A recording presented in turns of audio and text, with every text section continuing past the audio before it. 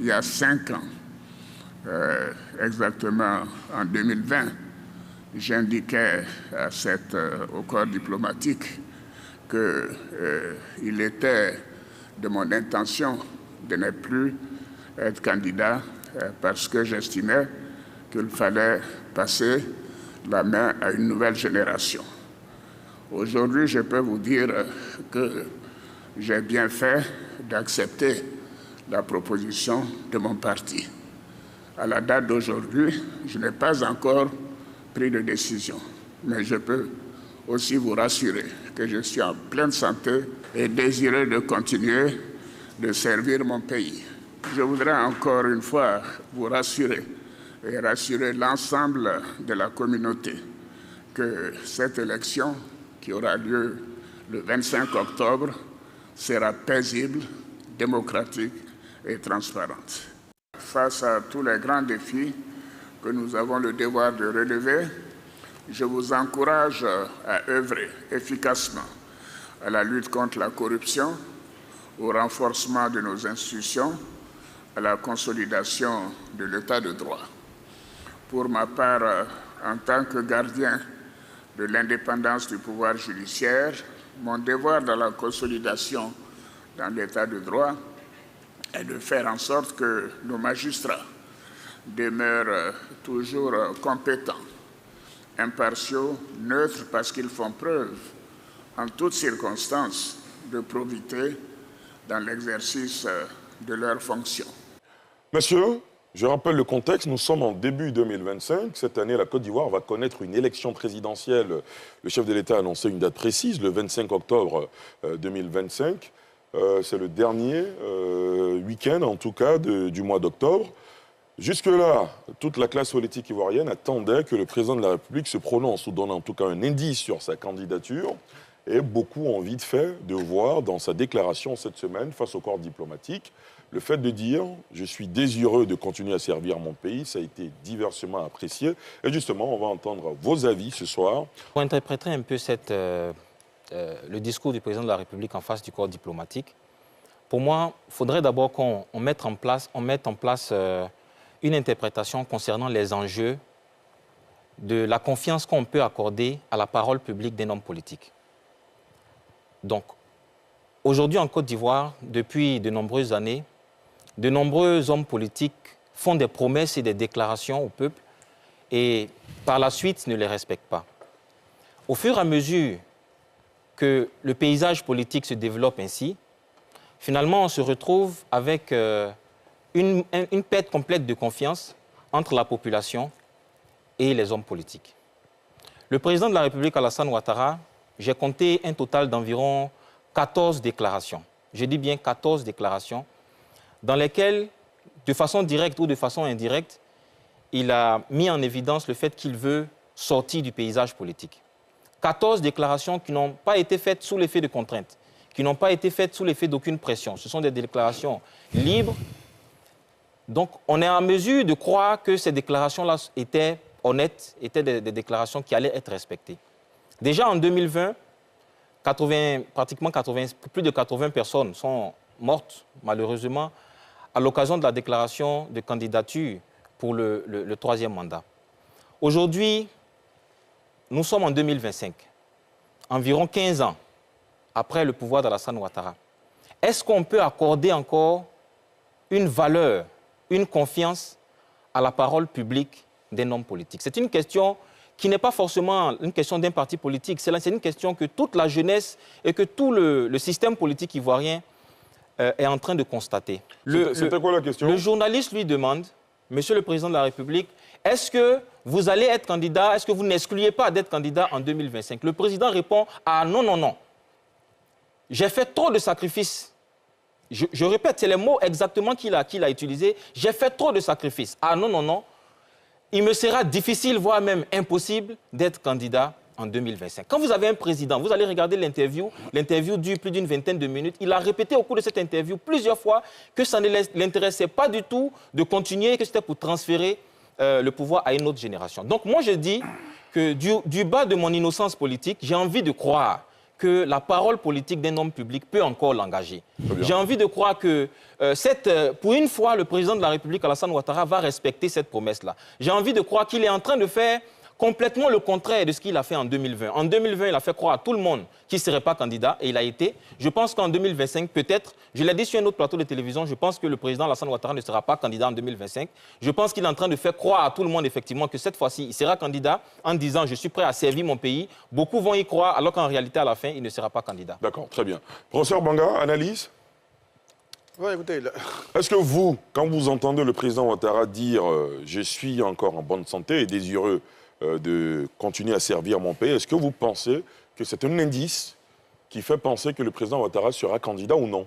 Si, c'est un indice qui fait penser qu'il sera candidat. Non, moi, ça fait plus d'un an que je dis, finalement, vous savez, quand on compare à 2020, déjà, dans les années 2019, une année avant l'élection, déjà, on sentait monter la vague Amadou Gon Coulibaly, à tel point qu'en mars 2020, quand Alassane Ouattara cède la place à Amadou Gon Coulibaly, en réalité, c'est un secret de polichinelle. Tout le monde voit bien qu'il y a quelqu'un qu'on prépare à la tâche. Regardez les discours, regardez les meetings, regardez, il y a toute cette orchestration. On ne la voit pas aujourd'hui.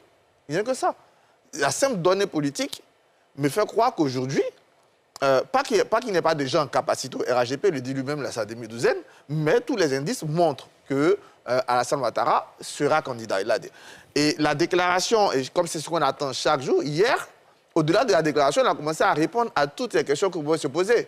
La première question pour lui, c'est est-ce qu'il regrette son choix de 2020, comme peut-être le rappelle, d'être là par force majeure? Il a dit non, je ne le regrette plus aujourd'hui. En 2020, je l'ai hésité, mais aujourd'hui, non, je suis convaincu.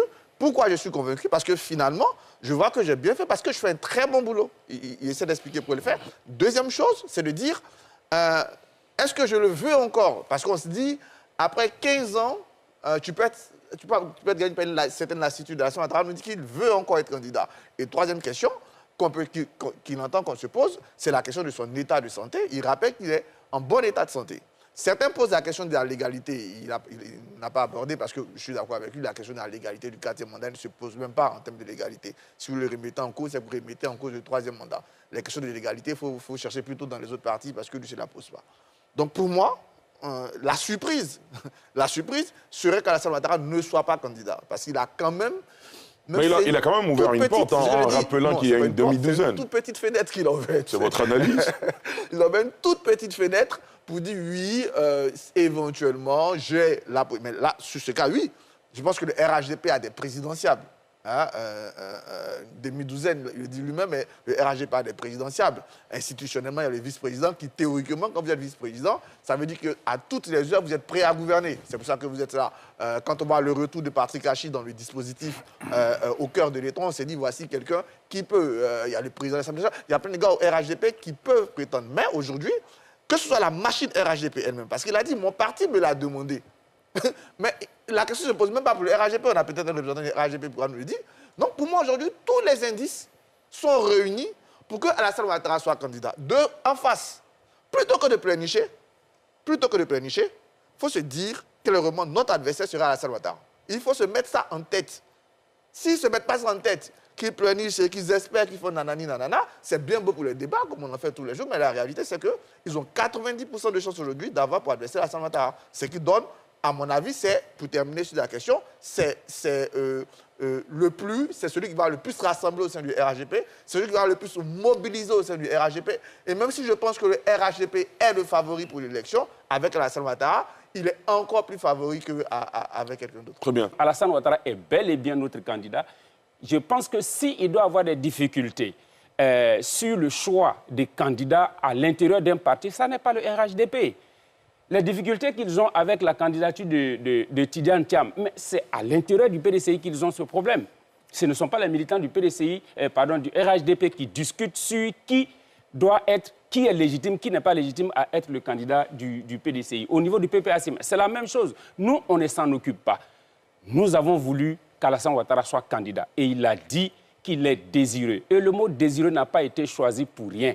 Et ce désir vient donc pour être porté par l'engagement ferme des militants du RHDP déjà d'avoir Alassane Ouattara comme candidat et que la Côte d'Ivoire puisse continuer son chemin Parce qu'avec ce président, vous le savez, nous sommes aujourd'hui en bonne place dans le Conseil des Nations et cela doit continuer. Quand une génération refuse de passer le flambeau, elle finira par s'essouffler. Elle finira par s'épuiser et certainement cela va causer des crises. La grandeur d'un homme politique ne se mesure pas à sa durée au pouvoir. Non. Nelson Mandela a fait 4 ans au pouvoir. Son nom traverse les époques. Son nom traverse les océans et même des continents. Je dis Rassoua. La grandeur d'un homme politique ne se mesure pas à sa capacité à traverser les générations. Et là, nous sommes en 1963 aux États-Unis d'Amérique. Quand Martin Luther King citait I Have a Dream, son célèbre discours. J'ai rêvé d'une nation dans laquelle noirs et blancs empruntent le même trottoir. J'ai rêvé d'une nation dans laquelle noirs et blancs sont assis côte à côte dans les mêmes classes. J'ai rêvé d'une nation dans laquelle noirs et blancs fréquentent les mêmes hôpitaux. Quand il prononçait ce discours, Barack Obama avait 2 ans. 45 ans plus tard, Barack Obama a été élu 44e président des États-Unis d'Amérique. Un homme politique ne traverse pas des générations. C'est son combat et sa cause qui traverse les générations. Pour abonder dans le même sens que le professeur Arthur, le président, à mon sens, il sera bel et bien candidat. Parce qu'il a utilisé 3 mots ou 3 expressions qui amènent à croire cela. Le président a dit qu'il a eu raison de répondre à l'appel de son parti en 2020. Et tout cela, c'est pour situer le contexte dans lequel il prend cette décision. Il prend cette décision parce que ce sont les militants qui le veulent. C'est son parti qui le veut. Le deuxième mot fort, c'est de dire « je suis en pleine santé ». Comme pour couper court à tous ceux qui essaient de lier les questions de l'âge aux questions de santé. Donc il est en pleine santé, ça veut dire qu'il est encore bon pour le service. Et puis le troisième mot fort, c'est le désir. Le désir qui est vraiment beaucoup plus fort que la volonté. Pour dire, avec tout ce que j'ai eu à réaliser, avec tout ce que nous voyons comme réalisation en Côte d'Ivoire, je suis désireux de poursuivre, d'apporter encore plus aux populations de la Côte d'Ivoire. Blaise Las, comment vous réagissez? Je ne suis pas surpris. Hein. Ce qui me surprend par contre, c'est les arguties qu'on utilise pour légitimer une posture qui n'est pas légale. Vouloir même se présenter est illégal. Pourquoi? Pourquoi? Parce que la loi le lui interdit. La loi le lui interdit. Il y a une constitution qui ne remet pas en cause les acquis des anciennes constitutions. Je peux faire lecture des propos de Bakongo qui disait la constitution que les Ivoiriens vont avoir, celle d'aujourd'hui, dit en son article 183, la législation en vigueur en Côte d'Ivoire reste applicable sauf intervention de nouveaux textes en ce qu'elle n'a rien de contraire à la présente constitution. Donc c'est clair. Ça élimine de facto le chef de l'État. Mais mieux, je vais abonder dans le sens de Touré Mouadou et même interroger ce qu'il a dit. Il a dit le président Alassane Ouattara n'est pas Laurent Gbagbo qui dit quelque chose et pense autre chose. Sa conception de la politique n'est pas l'art de la roubladise. Il a dit qu'il ne fera pas un 3e mandat et il ne fera pas un 3e mandat. Qu'est-ce qui s'est passé? En 2010, on avait un candidat qui était qualifié de candidat exceptionnel. En 2015, on avait un candidat qui était qualifié de candidat par dérivé ou bien par dérivation. En 2020, il s'est présenté comme candidat parce qu'il y avait le décès d'Amadougou. En 2025, il va se présenter selon lui parce qu'il est en bonne santé. Mais est-ce parce qu'il est en bonne santé qu'il doit violer la Constitution? Je suis venu avec une affiche qui est tirée du site de la présidence. On dit « je vote oui ». Ça voudrait donc dire qu'en votant oui à la nouvelle Constitution qu'il a proposée lui-même, il s'interdisait un autre mandat au-delà de 2020. Donc Alassane Ouattara ne peut pas se présenter. Il le sait. Et toute autre posture est un passage en force, c'est un viol, un énième viol de la Constitution. Donc nous en prenons acte et puis nous allons avancer avec ça. Donc vous remettez en cause la validation de sa candidature, par exemple, en 2020 par le Conseil constitutionnel? Bien sûr, parce que la loi l'interdit. Parce que ceux qui ont écrit la Constitution l'ont décrit à travers des phrases, à travers des mots qui sont assez forts, qui sont assez parlants. Parce que lui-même, Alassane Ouattara, disait en son temps que la Constitution ne lui permettait pas de se présenter. Aujourd'hui, ce qui est en cause, au-delà même de la parole publique, c'est le respect de la Constitution.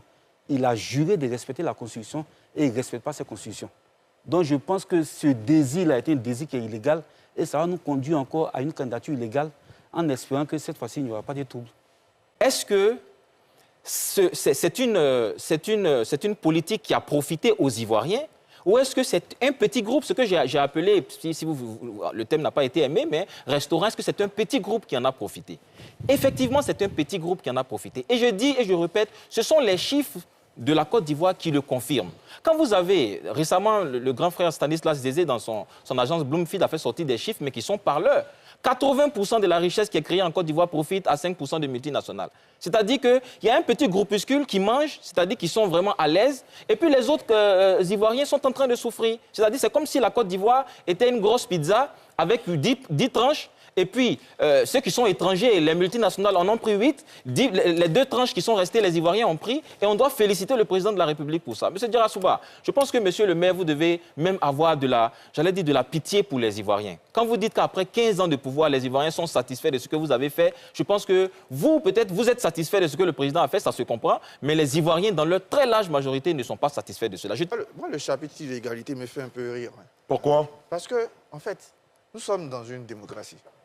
Donc, tout citoyen, quel qu'il soit, tout citoyen peut avoir son avis sur une question. Encore une question légale. Donc, moi, je peux estimer que ça, c'est pas bon. Je peux estimer que c'est bon.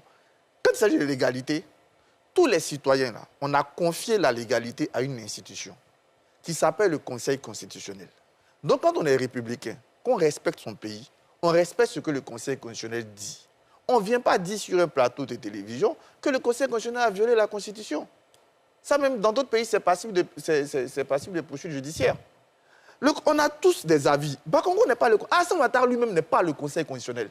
Ce qu'Alassane Ouattara dit là, c'est même pas légal. Il y a une seule institution qui donne la légalité. On peut discuter de la légitimité, de la pertinence, de l'opportunité, de ce que vous voulez. Mais en Côte d'Ivoire, on a confié à des gens qu'on n'est pas d'accord. Quand tu penses que c'est un viol, l'autre dit c'est bon, parce qu'il y a des gens qui ont estimé qu'il avait le droit. Il y en a d'autres qui ont estimé qu'il n'a pas le droit. C'est logique, c'est une démocratie. Quand on finit de faire ça, là, il y a un monsieur, un groupe de gars qu'on appelle les sages. Eux, ils s'asseyent, ils écoutent, et puis ils disent, bon, on a écouté, c'est ça là qui est légal. Ces messieurs se sont assis, ils ont validé la candidature. Ils ont validé l'élection. Nous ramener encore le débat de la légalité, c'est nous ramener 10 fois en arrière, et de façon inutile, inopérante et inefficace, et c'est même mépriser les institutions du pays. Le Conseil constitutionnel a tranché. Moi, je suis surpris qu'un militant du PDC me parle de parole publique. Un parti qui a triché pour choisir son Attention au terme, hein, monsieur. S'il vous plaît, je vous ai dit de me laisser faire mon travail, monsieur. Professeur Banga, non, je vous comprends. Vous avez totalement, je puis vous dire que vous avez totalement le droit de choisir vos mots. Voilà, mais il y a des mots qui peuvent susciter de la tension. S'il vous plaît, professeur Banga, s'il vous plaît, vous pouvez choisir d'autres mots. Je respecte votre point de vue, je ne veux pas le dénaturer, mais choisissez d'autres mots, s'il vous plaît, pour éviter d'envenimer. Sinon, ça va aller dans tous les sens. Non, mais Ali, Non, faites votre analyse, s'il vous plaît. Continuez. Vous avez le droit de. Un militant du PDC-RDA, alors que devant lui, un monsieur qui n'était pas militant actif, on a fabriqué un truc militant actif, un monsieur qui n'a jamais été dans un bureau politique, il a fabriqué un bureau politique, et puis il vient parler d'honnêteté politique. Mais qui est malhonnête que? Attention au terme encore. C'est lui qui a choisi le thème honnêteté politique. Donc je reviens à son thème. Je prends le contraire. Donc les plus malhonnêtes, c'est ceux qui ont applaudi cette... Bon, tu as dit tricherie, tu as dit que tu as eu ce mot. Ce viol des textes de leur parti. Donc ils les sont à donner aux autres.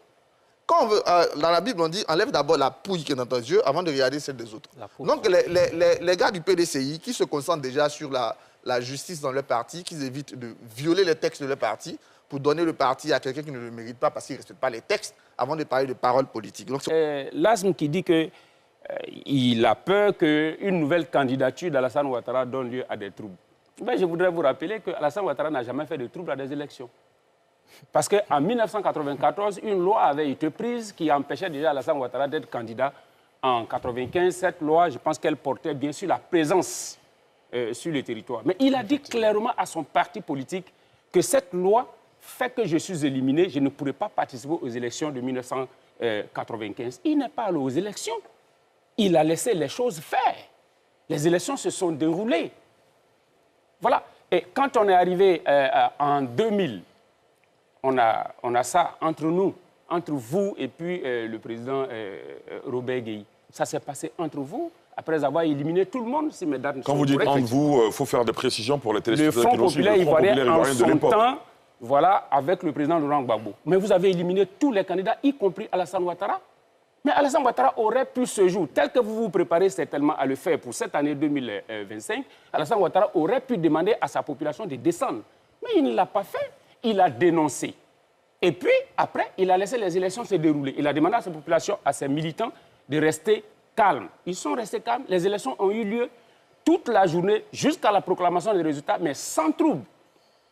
Même la zone qu'on pouvait considérer comme étant le bastion du président Alassane Ouattara, à ce moment, qui étaient les régions nord, là-bas, les élections se sont déroulées, mais sans accrochage, sans rien du tout. Il n'y a pas eu de problème. Les élections se sont déroulées.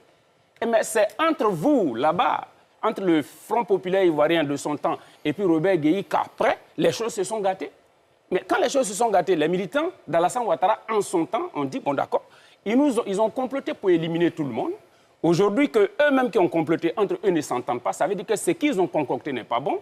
Alors, ils ont voulu demander à ce moment-là que nous puissions encore reprendre les élections en y incluant tout le monde.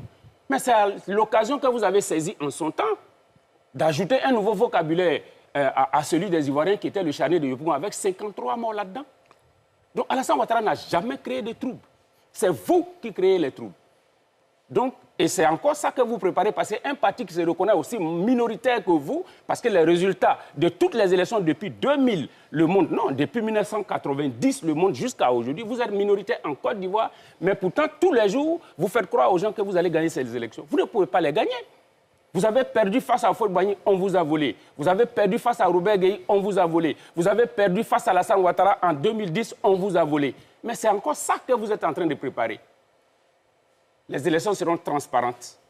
Elles seront inclusives par rapport à tous ceux qui rempliront les conditions et nous irons à ces élections et la Côte d'Ivoire continuera son chemin vers le développement. Joël Poté, comment vous réagissez? Je suis un peu peiné parce que nous sommes en train de discuter d'un souhait du chef de l'État.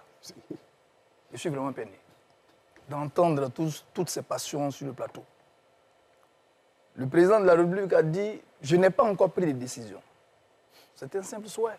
Ce n'est pas une décision. Nous sommes en train d'épiloguer sur quelque chose même qui n'existe même pas du tout. Et déjà, ça suscite des passions. Je suis un peu inquiet. C'est pourquoi j'ai tenté de faire une analyse. Vous m'avez interrompu. Non, mais ce n'est pas du tout grave. Ce que je retiens de la déclaration du chef de l'État, il a dit « Je désire servir mon pays ». Il a dit « Je n'ai pas pris de décision ». Et il a dit « Je suis en bonne santé ». Mais aucun parmi nous ici n'a dit « Alléluia » parce que le commandant en chef est en bonne santé. Mais nous devons être contents.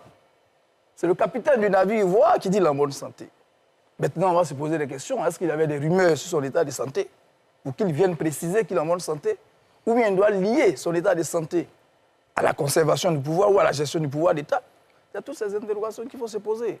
Nous ne sommes même pas encore face à la déclaration du président de la République qui dit qu'il est candidat et nous sommes en train de nous battre déjà.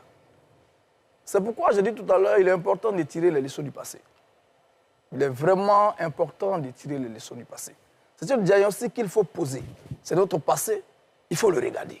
Nous ne pouvons pas le effacer, mais nous pouvons le surpasser pour rebâtir cette nation sur des valeurs saines. La Côte d'Ivoire sort d'une profondeur pas possible. Le pays a connu des horreurs pas possibles. Et nous sommes là. À chaque élection présidentielle, nous cristallisons nos positions. C'est un peu regrettable. C'est pourquoi je parlais de fonctionnement d'une nation. C'est ce que je voulais expliquer. C'est qu'on laisse à la génération qui suit. C'est qu'elle reçoit, c'est qu'elle transmet. C'est important pour la vie d'une nation. Bien sûr. Je vais rebondir sur... oui, bien sûr, vous allez rebondir sur ce deuxième tour de table. Yacouba Doumbia n'est pas encore intervenu, allez-y. Alors, très rapidement, je voulais réagir au propos de Blaise Lasma. Quand il a parlé, en décrivant les étapes de la candidature du président Alassane Ouattara, candidat d'exception, ensuite candidat par dérivation, ensuite. Blaise Lasma. Quand vous parlez de candidature d'exception, vous faites allusion à quoi? Vous faites allusion au fait que le président Laurent Gbagbo avait pris un article 48 pour faire du président Alassane Ouattara candidat à l'élection présidentielle, c'est ça? Mais ce que vous ignorez, et ça il est bon qu'on vous le rappelle, c'est que Laurent Gbagbo n'a pas été visité par le Saint-Esprit pour faire du président Alassane Ouattara candidat à travers l'article 48. Il y a été contraint. Parce que si ça ne tenait qu'à Laurent Gbagbo, le président Alassane Ouattara ne serait jamais candidat dans ce pays. Il a dit, ses déclarations sont là, ça surabonde. Laurent Gbagbo a dit au Forum de réconciliation nationale ici, dans ce pays, qu'il ne faut pas compter sur les amis du RDR pour que, pour un problème momentané, on puisse violer les règles de la bonne gouvernance. C'est Laurent Gbagbo qui l'a dit. Laurent Gbagbo a dit ici, sur Radio Côte d'Ivoire, au cours d'une interview co-réalisée avec Africa numéro 1, que tant que lui, Laurent Gbagbo, il est président, Alassane Ouattara ne sera candidat à aucune élection. Et que ceux qui le suivent ne seront jamais rien. À la veille des élections législatives, l'ambassadeur Walker, Lennon Walker, il était ambassadeur des États-Unis en Côte d'Ivoire. Lennon Walker a conduit une médiation à la veille des élections législatives de 2001 pour négocier avec le FPI sur la question de la candidature du président Alassane Ouattara. Un accord avait été trouvé puisque Lida Kwasi Moïse, il est vivant, c'est lui qui conduisait la délégation du FPI. Il allait voir le président Ouattara pour lui porter la nouvelle à la rue des Jardins aux 2 plateaux avec sa délégation du RDR. À peine Lennon Walker prend le vol, il n'a même pas franchi le perron du palais présidentiel d'Abuja, puisqu'il a été mandaté par la communauté internationale et la CEDEAO, que feu Émile Boga Doudou s'est précipité à la télévision pour dire que ces accords-là, c'est des rumeurs. Mais qu'est-ce qui s'est passé en temps pour que Gbagbo, qui avait refusé de faire du candidat Alassane Ouattara candidat aux élections, puisse accepter de faire de lui candidat par exception? Mais c'est les accords de Linas Marcoussis. Donc, ce que vous devez comprendre, il n'y a pas eu de candidature d'exception. Et d'ailleurs, Yao Paul Ndré, vous pouvez prendre l'arrêt. Ce n'est pas l'article 48 qui a fait du candidat Alassane Ouattara candidat. Le président Alassane Ouattara a déposé ses dossiers de candidature en bonne et due forme. Et quand Yao Paul Ndré rendait son arrêt, vous pouvez prendre l'arrêt, il a dit qu'il se fondait sur les dossiers de candidature, d'autant plus que les candidats devaient être sur le même pied d'égalité. Donc, à un moment donné, il faut que vous arriviez justement à revisiter l'histoire afin d'éviter de tromper ceux qui vous écoutent. Maintenant, en ce qui concerne les questions de viol de la Constitution, Arthur l'a dit, vous n'êtes pas sachant. Il y a le Conseil constitutionnel qui est là, Bakongo, il a parlé, le ministre Mamadou Touré a parlé, tout le monde a parlé, mais le Conseil constitutionnel dit que le candidat, il est candidat aux élections. Et à un moment donné, il faut arrêter de vivre dans le passé et puis être cohérent dans sa façon et dans sa démarche. Parce que la cohérence, c'est quoi? J'ai dit ici sur ce plateau que la cohérence fonde la rationalité, la cohérence fonde la logique, la stabilité et même l'honnêteté. Les jours pairs, vous traitez les candidatures ou la présidence d'illégales, les jours impairs, vous courez pour demander une loi d'amnistie. Les jours pairs, vous estimez que les amnisties prises en faveur de vos partisans sont illégales, les jours impairs, vous sollicitez des amnisties. Moi, je pense qu'à un moment donné, il faut aller de l'avant. Et il faut vous préparer pour aller à des élections. C'est le plus important. Sinon, tout le reste, c'est du pipeau. Très bien. Alors, je reviens sur encore des propos du ministre de la Justice, Sansan Kambilé, devant le Parlement en 2016. Monsieur le député, son Excellence, Monsieur le Président de la République, a toujours dit qu'il ne serait pas candidat en 2020. C'est un homme de parole. Je répète, c'est un homme de parole. Et je tiens à vous rappeler que je pourrais démontrer comment il lui sera impossible d'être candidat en 2020. Là, je vous parle du ministre de la Justice de Côte d'Ivoire. Et Arthur Banga, là j'ai oublié son nom, Doumbia. Voilà. Yacouba Doumbia. Yacouba Doumbia, voilà. Désolé d'avoir... Non, pas de souci. Ils disent que M. Alassane Ouattara, qui est le chef de l'État, en ce moment, ne savait pas ce qu'il disait lorsqu'il disait que la Constitution ne lui permettait pas de se présenter. Ils disent que M. Touré Mamadou, qui est leur proche, ne savait pas ce qu'il disait lorsqu'il disait que M. Alassane Ouattara ne pouvait pas se présenter. Ils disent que M. Sansan Kambilé ne savait pas ce qu'il disait lorsqu'il disait que M. Ouattara ne pouvait pas se présenter. Ils disent que Ouaga Obou, Bakongo, qui ont écrit cette loi-là, cette Constitution, ne savaient pas ce qu'il disait lorsqu'il disait que M. Alassane Ouattara ne pouvait pas se présenter. Mais soyons un peu sérieux. On peut défendre une position, on peut défendre un clan, un parti, mais en étant logique et surtout cohérent. Ça, c'est les mots qu'ils ont employés. Ils parlent du Conseil constitutionnel qui est la seule institution habilitée à trancher de la constitutionnalité des candidatures. J'aurais aimé que d'autres personnes disent, mais pas eux. Parce qu'en 2010, Le Conseil constitutionnel... S'il vous plaît, monsieur, on n'interrompt pas ceux qui interviennent. On est tombé d'accord, hein? Oh non, il n'y a pas de problème. Très bien. Poursuivez, Blaise Las. Non, je suis très calme parce que voilà, je suis poli. Mais bien sûr, Et on apprécie votre attitude. Le Conseil constitutionnel, en 2010, a déclaré le président Laurent Gbagbo comme élu des élections. Mais eux, leur clan, leur groupe, leur parti, ne l'ont pas accepté. Ils ont fait descendre des hordes, des rebelles, des dozos pour tuer, pour violer, pour piller, jusqu'à prendre le pouvoir d'État par la force. Donc que tout le monde parle du Conseil constitutionnel, sauf eux. J'ai entendu le maire tout à l'heure parler, il dit en 1994, M. Ouattara ne pouvait pas se présenter. Il a demandé calmement, dans un angélisme parfait, à ses partisans de renoncer à tout. Je ne sais pas s'il parle du même Alassane Ouattara. Parce que celui-là disait en 1999, je vais frapper ce pouvoir et il tombera. Mais là, ça fait 2 ans. En 2000, j'arrive. Non, tu as décrit un angélisme. Je reviens sur les propos. En 2000, il disait que... Ce qu'il veut dire, vous avez parlé tout à l'heure de 94 et vous êtes tombé à 99. Justement. Parce qu'à chaque fois, il nous dit que pendant tout son parcours, M. Ouattara, qui est le chef de l'État actuel, n'a jamais été à la source ou à la base des troubles que ce pays aurait connus. Donc je dis qu'en 99, il a dit qu'il va frapper un régime moribond qui va s'effondrer. Ça met en porte-à-faux ce qu'il vient de dire. Mais en 2000, d'après lui, c'était un conflit qui opposait Robert Gueye à Laurent Gbagbo. Mais en 2000, il a demandé à ses partisans de descendre dans les rues parce que le pouvoir était dans les rues. Et puis le charnier, il y a eu un procès du charnier. Quand ça les arrange, ils veulent qu'on respecte la justice. Quand ça ne les arrange pas, la justice ne les intéresse pas. Il y a eu un procès concernant le charnier qui a innocenté Laurent Gbagbo, qui ne savait même pas de quoi il s'agissait. Donc, sont cohérents. Il ne faudrait pas qu'on ait une indignation ou bien un amour de la justice à géométrie variable. Ouattara, normalement, au vu de ce que lui-même dit, au vu de ce que les rédacteurs de la Constitution disent, ne peut pas se présenter. Maintenant, si eux qui le soutiennent disent qu'ils ne savaient pas de quoi ils parlaient, je prends acte. Je prends acte, mais je pense qu'il devrait avoir un peu plus de respect pour le chef de l'État. C'est tout ce que j'avais à dire. Allez-y. J'ai écouté tout à l'heure le maire d'Issia, c'est cela, représentant le RHGP, qui a parlé d'élections transparentes, crédibles et inclusives, si j'ai bien entendu. Je me réjouis qu'il emploie ce mot inclusive. Parce qu'à l'époque, c'est la justice de notre pays qui a estimé qu'elle ne pouvait pas garantir au président Charles Blé Goudé un procès équitable. Il a été transféré à la Cour pénale internationale. Il a été acquitté. Malheureusement, il est encore condamné à 20 ans ici, dans ce pays. Charles Blé Goudé a besoin de compétir à l'élection présidentielle à venir. Il est victime d'une injustice. Il est exclu de la compétition. C'est une injustice que je voudrais dénoncer.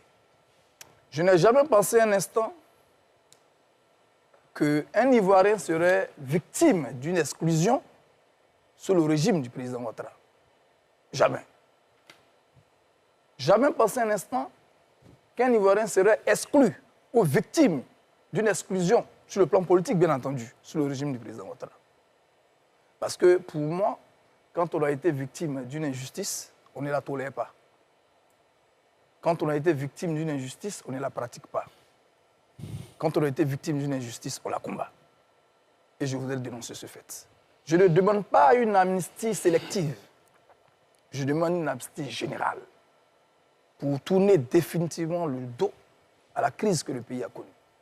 Mais avec ce que j'entends là, je pense que c'est encore difficile. Il y a encore beaucoup à faire. C'est pourquoi j'ai tenté de vous l'expliquer tout à l'heure. La trajectoire du président Charles Blé Goudé est une trajectoire qu'il a choisie librement après avoir posé un diagnostic. Tant que nous n'acceptons pas de regarder notre passé sans peur, il sera difficile de rebâtir cette nation.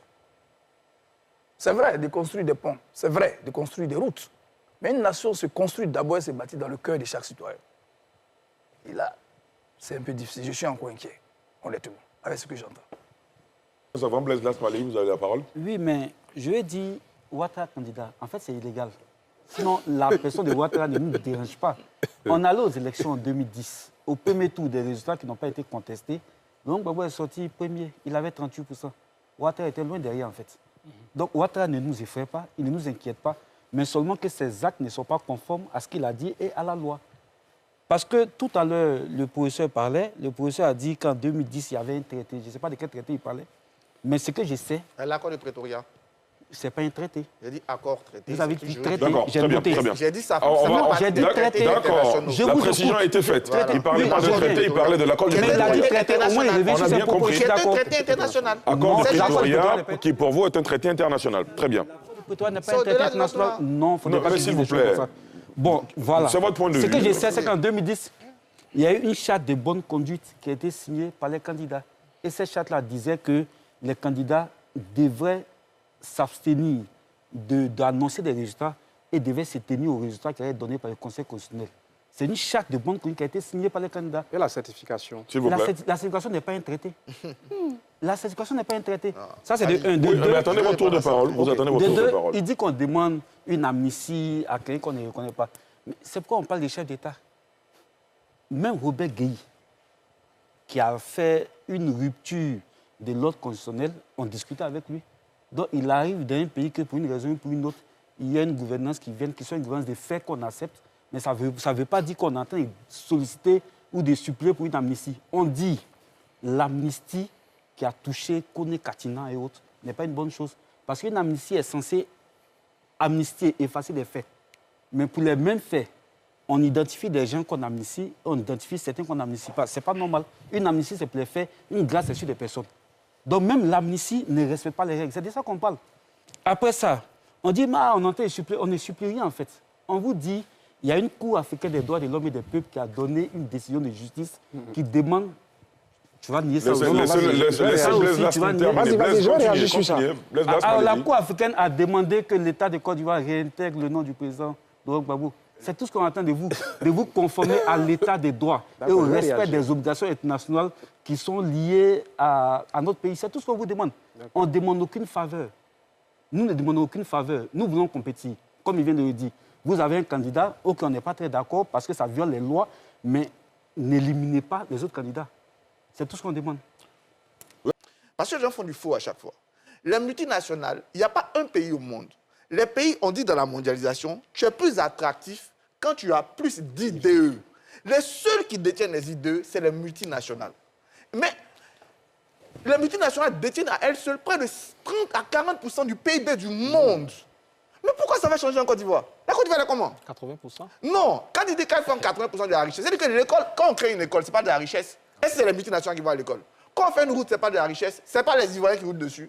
Parce que vous exagérez des chiffres, ceux-là viennent, ils font un problème de chiffres. C'est faux. Votre précision a été entendue. Dans tous les pays, les multinationales sont au cœur de la mondialisation. On appelle les FTN. Il faut lire sur la mondialisation pour arrêter de dire les C'est choses comme entendu, ça. professeur Banga. Yacouba Doumbia, allez-y. Alors, Non, professeur Banga.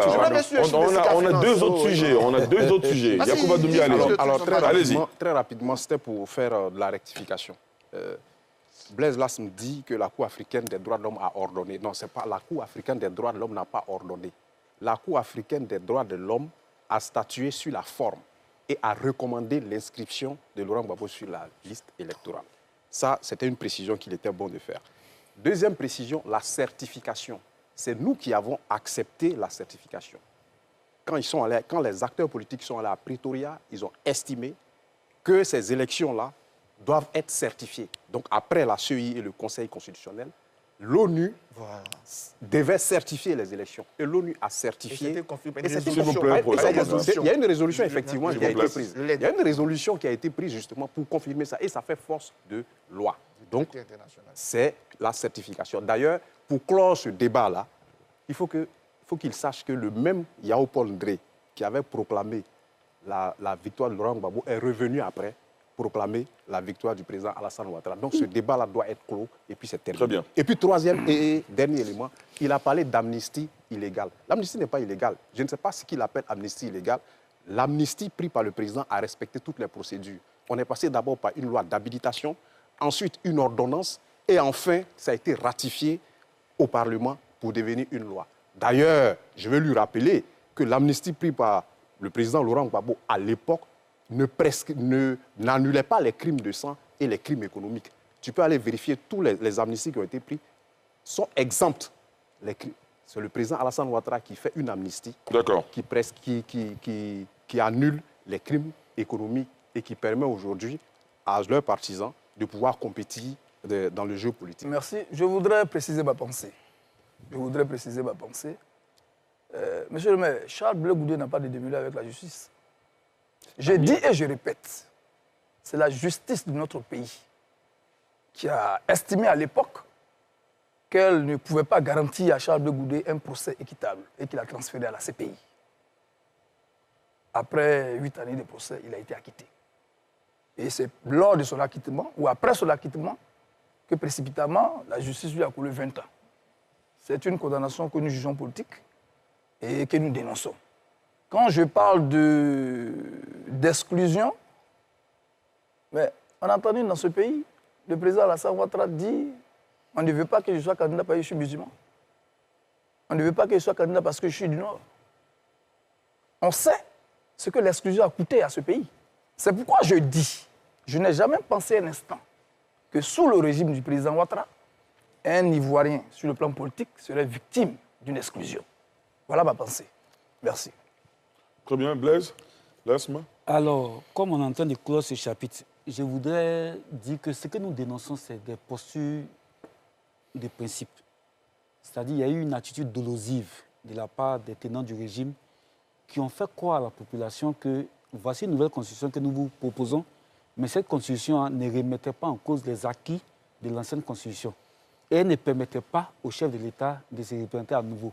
C'est une nature dolosive, c'est-à-dire qu'ils ont agi, parlé, de sorte à tromper sciemment le peuple.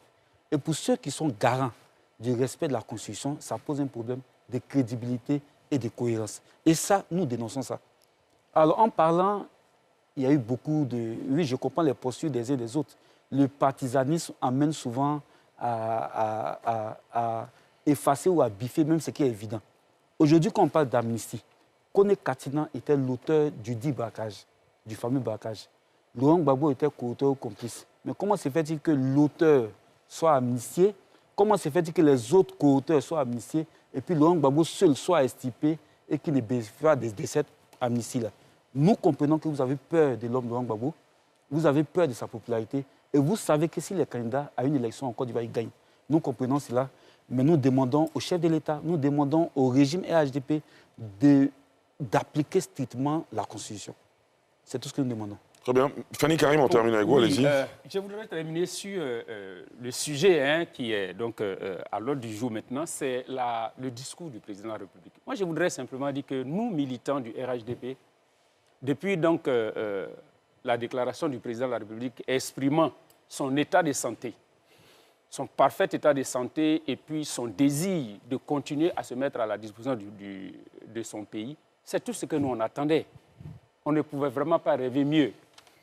Et donc, je voudrais donc demander à nos co-débatteurs ici, qui sont d'autres partis politiques, de regarder en interne et de se concentrer à résoudre leurs problèmes et à se trouver des candidats pour qu'on se retrouve très bientôt dans les urnes et que les Ivoiriens choisissent librement.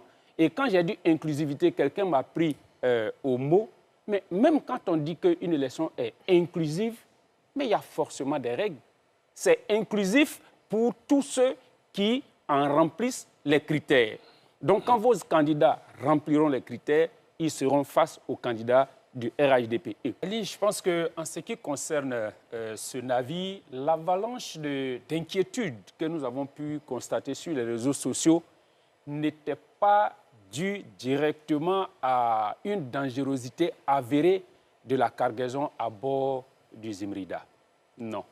Je pense que quand les Ivoiriens ont entendu parler d'un navire qui est au large de nos côtes et qui contiendrait du matériel potentiellement toxique, ils se sont remémorés qu'ils ont déjà traversé ça.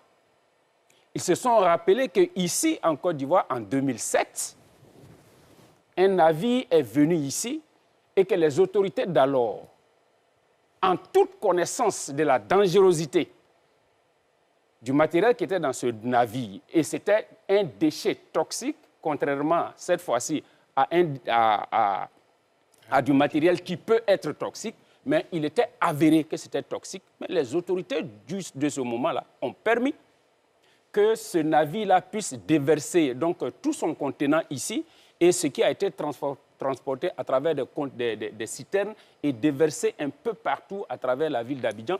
Et nous savons tous quel problème de santé publique cela a créé. Donc, si, comme on le dit, vous vous êtes fait mordre par un serpent, quand vous voyez un ver de terre, vous avez de quoi craindre. C'était un peu ça le problème. Mais je pense qu'aujourd'hui, avec la journée porte ouverte à la presse qui a été faite, il s'est avéré que nous avons des autorités compétentes, des autorités responsables qui se préoccupent donc de la sécurité sanitaire comme sécurité, en tout cas sociale de la population.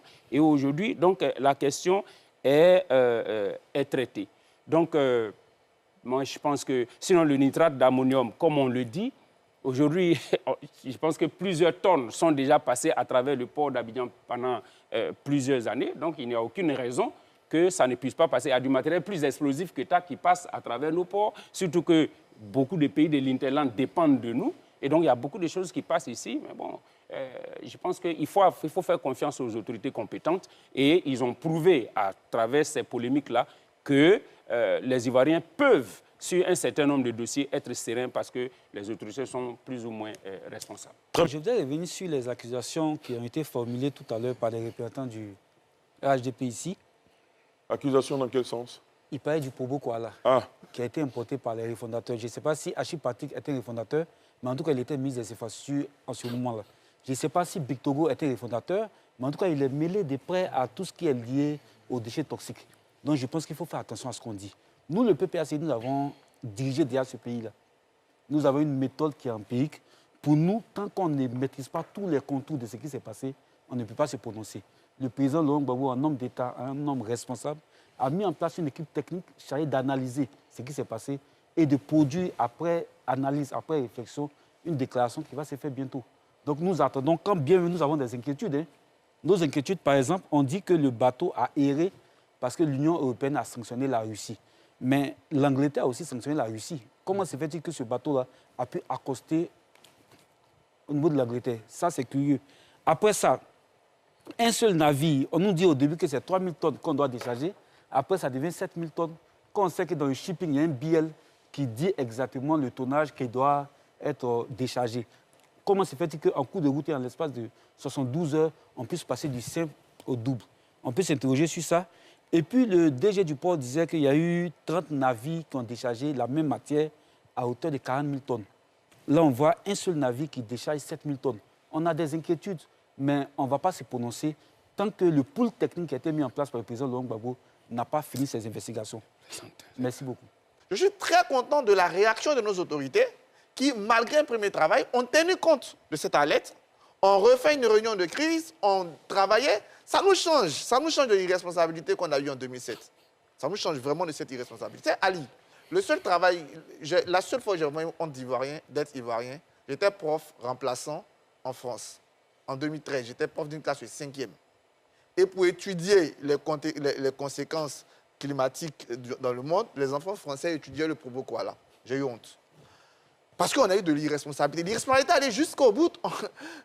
C'est Patrick Achille, quand le pauvre Charles Konan Banny a dit, OK, en attendant que la justice fasse son travail, les responsables administratifs, on va les enlever. Il s'est trouvé un régime pourri pour venir les remettre là.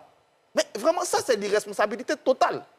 Et elle est confirmée parce qu'aujourd'hui, quand on a géré ce pays et qu'on a eu la catastrophe pour Bokala, on devait demander humblement aux Ivoiriens pardon pour la grosse faute que nous avons faite. Nous avons confirmé cette boude parce que nous sommes opposés à Charles Konan Banny qui voulait chasser les responsables. On vient nous dire non, il y a Big Togo, il y a Patrick Achille. C'est ça l'irresponsabilité.